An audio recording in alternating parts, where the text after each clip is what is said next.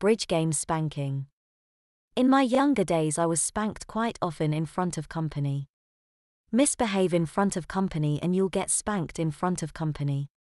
This was the general rule in our house during the 50s when I grew up. But this one time was by far the most embarrassing punishment I ever received that was witnessed by others.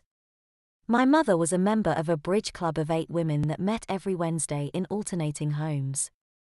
When they congregated at our home, one very hot, humid night in Kansas City, I was ordered, as usual, to stay upstairs and be quiet. I needed a glass of ice water real bad and risked going downstairs to get one. It was necessary to pass through the room where they had their card tables set up wearing only underpants and my pajama bottoms. When I peeked in and asked permission to get the ice water, I was rebuffed and told to drink from the bathroom faucet.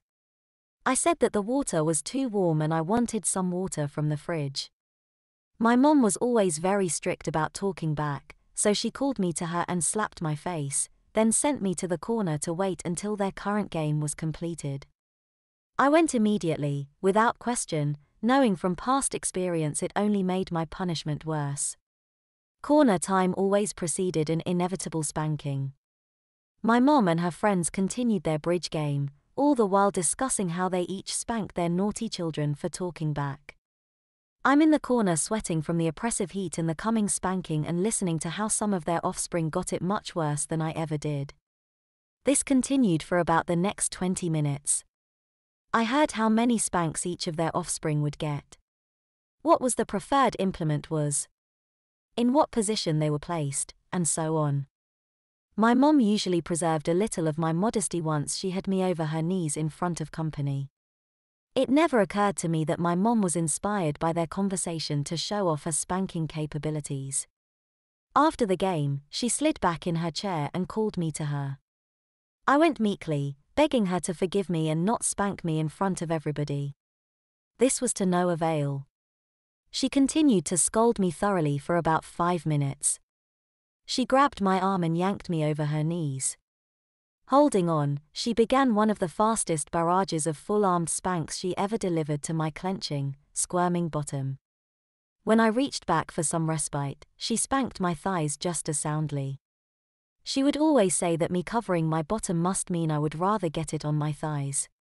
My bottom definitely magnified the stinging to become completely unbearable. A normal spanking from my mom meant 40 hard spanks. The severity was determined by what she used. She used anything that was flat or flexible. Being caught in a lie about misbehavior would double the spanking. However, this was done with time in the corner between applications. This time she didn't stop. Mom kept up the furious volley of spanks till I lost count. It seemed to go on forever. I was told to stand up. Bawling from the spanking I had just received, I was told to go and fetch mother's favorite wooden spoon. Shuffling, I went out to the kitchen to get the spoon. When I returned, the women were all commenting on how good a spanking my mom had administered. Mom informed them all that was just the beginning. I was sent to the corner again and ordered to hold the wooden spoon in both hands. This was whilst they all got refreshments. I stood there sobbing the whole time. When they all returned, I was again ordered front and center. Again my mom put me back over her knee. With the wooden spoon, Mom started in with a flurry of spanks all over my bottom and upper thighs. I soon forgot all about the 7 women watching whilst I kicked and twisted as much as possible. Mom slowed down to a steady, and harder, pace. She made certain that I was well and truly spanked. Scolding accompanied this stage, along with promises from me to never talk back again.